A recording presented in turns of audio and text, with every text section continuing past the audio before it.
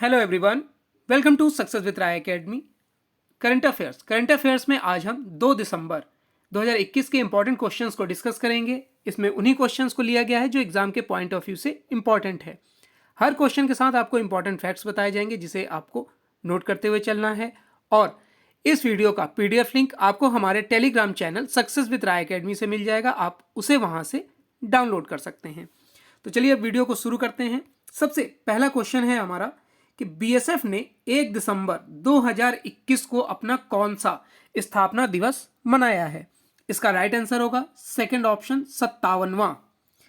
सीमा सुरक्षा बल ने 1 दिसंबर 2021 को अपना 57वां 57th स्थापना दिवस मनाया है। भारत पाक और भारत चीन युद्ध के बाद भारत की सीमाओं की सुरक्षा सुनिश्चित करने और उससे जुड़े मामलों के लिए एक एकीकृत केंद्रीय एजेंसी के रूप में 1 दिसंबर 1965 1965 को बीएसएफ का गठन किया गया था। यह भारत संघ के 5 केंद्रीय सशस्त्र पुलिस बलों में से एक है और दुनिया की सबसे बड़ी सीमा सुरक्षा बल के रूप में खड़ा है। बीएसएफ को भारतीय क्षेत्रों की रक्षा की पहली पंक्ति कहा गया है। बीएसएफ के महानिदेशक हैं पंकज कुमार सिंह और इसका मुख्यालय नई दिल्ली में है। नेक्स्ट क्वेश्चन है, डेमोक्रेसी पॉलिटिक्स और गवर्नेंस पुस्तक के लेखक कौन हैं। इसका राइट आंसर होगा first option doctor A Surya Prakash. Bharat के उपराष्ट्रपति वेंकैया नायडू ने भारत के संविधान को अपनाने की 72वीं वर्षगांठ पर केंद्रीय संसद भवन नई दिल्ली में एक कार्यक्रम में अंग्रेजी में डेमोक्रेसी पॉलिटिक्स और गवर्नेंस और हिंदी में लोकतंत्र राजनीति और धर्म नामक पुस्तक का विमोचन किया। पुस्तक के लेखक डॉक्टर ए सूर्य प्रकाश हैं। यह पुस्तक भारत की राजनीति और शासन को प्रभावित करने वाले सामाजिक राजनीतिक और आर्थिक मुद्दों के बारे में लेखों का एक संग्रह है। Doctor A Surya Prakash Nehru memorial संग्रहालय और पुस्तकालय की कार्यकारी परिषद के उपाध्यक्ष और एक अनुभवी पत्रकार भी हैं। नेक्स्ट न्यूज़ है, क्वेश्चन है, केंद्र सरकार ने ईडब्ल्यूएस कोटे के मानदंड पर विचार करने के लिए किसकी अध्यक्षता में समिति का गठन किया है। इसका राइट आंसर होगा फर्स्ट ऑप्शन अजय भूषण पांडे। सामाजिक न्याय और अधिकारिता मंत्रालय से संविधान के अनुच्छेद 15 के स्पष्टीकरण के प्रावधानों के संदर्भ में आर्थिक रूप से कमजोर वर्ग यानी इकोनॉमिकली वीकर सेक्शन श्रेणी के लिए आरक्षण के मानदंडों की समीक्षा करने के लिए 3 दिवसीय समिति का गठन किया गया है। समिति को 3 सप्ताह के भीतर अपना काम पूरा करने को कहा गया है। पूर्व वित्त सचिव अजय भूषण पांडे समिति के अध्यक्ष होंगे। एक समिति नियुक्ति करने और ईडब्ल्यूएस आरक्षण मानदंड पर फिर से विचार करने की घोषणा सुप्रीम कोर्ट के हस्तक्षेप के बाद हुई है। सुप्रीम कोर्ट जुलाई में जारी सरकारी नोटिस को चुनौती देने वाली याचिकाओं पर सुनवाई कर रहा है, जिसमें नेट प्रवेश में 10% ईडब्ल्यूएस कोटा प्रदान किया गया है। नेक्स्ट है, राष्ट्रीय रक्षा कॉलेज का प्रमुख किसे नियुक्त किया गया है। इसका राइट आंसर होगा second option lieutenant general Manoj Kumar Mago. Lieutenant general Manoj Kumar Mago ने Rashtriya Raksha college national defence college NDC New Delhi के कमांडेंट के रूप में पदभार ग्रहण किया है।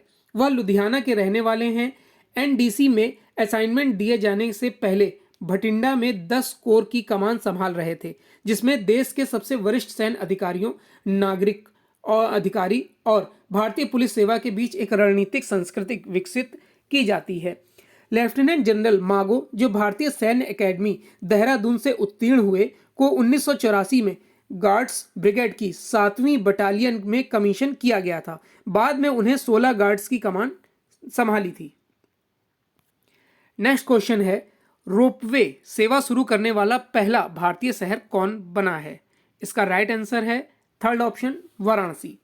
वाराणसी उत्तर प्रदेश का एक शहर यातायात की भीड़ को कम करने के लिए सार्वजनिक परिवहन के लिए एक साधन के रूप में रोपवे सेवा शुरू करने वाला पहला भारतीय शहर बनने के लिए तैयार है।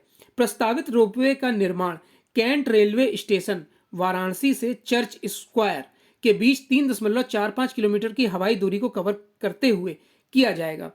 इसका परिव्यय 400 करोड़ रुपए से अधिक है, जो केंद्र सरकार और राज्य सरकार के बीच 80-20 पर अनुपात में विभाजित है। सार्वजनिक परिवहन के लिए रोपवे का उपयोग करने वाला बोल्विया और मैक्सिको के बाद भारत दुनिया का तीसरा देश होगा। यूपी यानी कि वाराणसी जो है वो संसदीय क्षेत्र है प्रधानमंत्री नरेंद्र मोदी का। और यहाँ उत्तर प्रदेश के बारे में जान लीजिए। उत्तर प्रदेश की कैपिटल है लखनऊ। यहाँ की राज्यपाल हैं आनंदीबेन पटेल और मुख्यमंत्री हैं योगी आदित्यनाथ। नेक्स्ट क्वेश्चन है, बारबाडोस दुनिया का सबसे नया गणतंत्र बना है और वो कितने वर्षों बाद दुनिया का सबसे नया गणतंत्र बना है?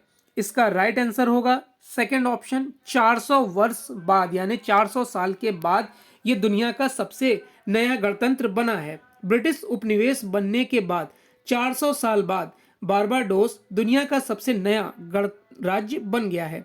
कहा जाता है कि बारबाडोस को अंग्रेजों ने गुलाम समाज बना दिया था। यह पहली बार 1625 में एक अंग्रेजी उपनिवेश बना। 1966 में इसे स्वतंत्रता मिली। कैरिबियाई द्वीप राष्ट्र बारबाडोस ने महारानी एलिजाबेथ द्वितीय को राज्य के प्रमुख के पद से हटा दिया। डेम सैंड्रा पुरनेला मेसन ने बारबाडोस के राष्ट्रपति के रूप में पदभार ग्रहण किया है। उन्हें अक्टूबर 2021 में बारबाडोस के पहले राष्ट्रपति बनने के लिए चुना गया था। बारबाडोस की संसद के दोनों सदनों की संयुक्त बैठक में उन्हें बारबाडोस के राष्ट्रपति के रूप में चुना गया है। उनके नाम की घोषणा हाउस ऑफ असेंबली के स्पीकर आर्थर होल्डर ने की है। बारबाडोस की जो कैपिटल है वो है ब्रिज टाउन और यहाँ की मुद्रा है डॉलर। नेक्स्ट क्वेश्चन है, किस राज्य ने कॉल युवक ऑफ मोबाइल, यहां पर कॉल योर कॉप होगा, call your cop, call your cop mobile app launch किया है? इसका राइट आंसर होगा फोर्थ ऑप्शन, नागालैंड। नागालैंड की पुलिस ने call your cop mobile app launch किया है। ऐप को एक्सेल लॉजिस्ट टेक्स्ट रेजोल्यूशन प्राइवेट लिमिटेड द्वारा विकसित किया गया था।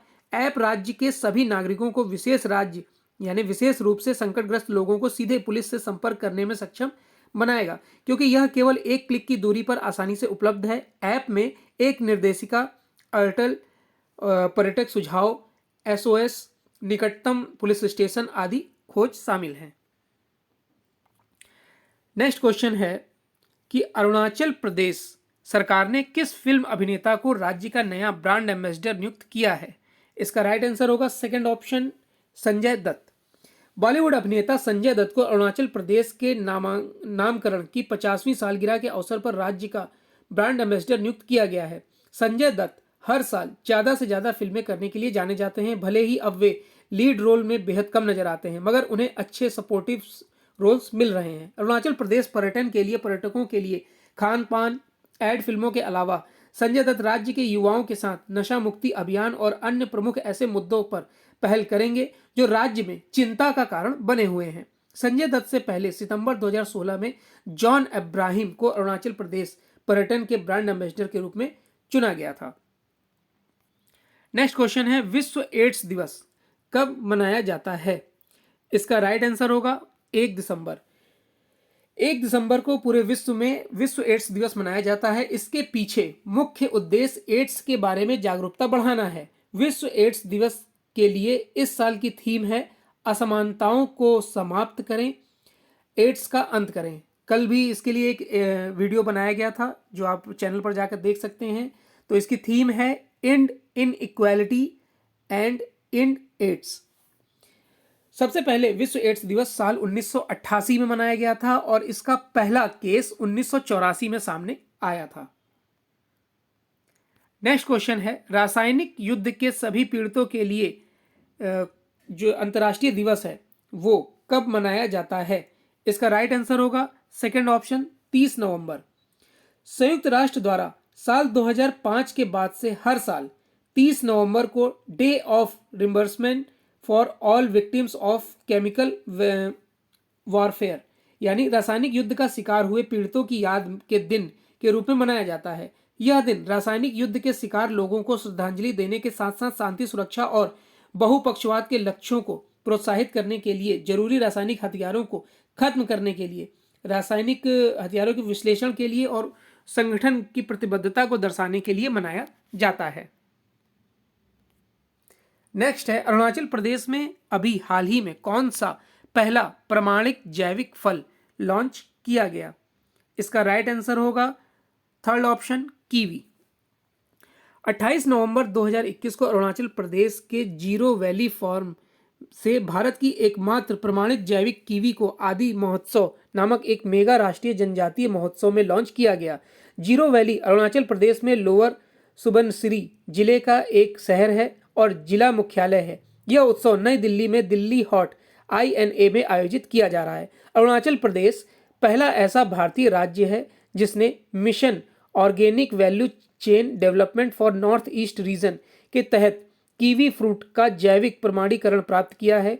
यह योजना उत्तर पूर्वी राज्यों के लिए शुरू की गई केंद्र सरकार की योजना है। नेक्स्ट है, किस मशहूर फुटबॉलर ने रिकॉर्ड 7वीं बार सर्वश्रेष्ठ फुटबॉलर का बैलन डी ओर पुरस्कार जीता है? इसका राइट आंसर होगा fourth option, Lionel Messi. Argentina के स्टार फुटबॉलर लियोन मेसी ने रिकॉर्ड 7वीं बार बैलन डी ओर 2021 का खिताब जीता है। लियोन मेसी सबसे ज्यादा बार इस खिताब को जीतने वाले खिलाड़ी हैं। इस अवार्ड को सबसे ज्यादा बार जीतने वाले दूसरे खिलाड़ी पुर्तगाल के क्रिस्टियानो रोनाल्डो हैं। इस बार छठे स्थान पर रहे क्रिस्टियानो रोनाल्डो ने 5 बार इस खिताब को जीता है। बता दें कि बैलन डी ओर अवार्ड फ्रांस की फुटबॉल पत्रिका बेलोन डी ओर द्वारा हर साल दिया जाता है। यह अवार्ड क्लब और राष्ट्रीय टीम से एक साल में सर्वश्रेष्ठ प्रदर्शन करने वाले खिलाड़ी को दिया जाता है। तो ये आज का यानी 2 दिसंबर 2021 के इंपॉर्टेंट करंट अफेयर क्वेश्चंस का वीडियो था और इस वीडियो का PDF आप हमारे Telegram channel success with Rai academy से प्राप्त कर सकते हैं। आई होप आपको वीडियो अच्छा लगा होगा। वीडियो देखने के लिए धन्यवाद।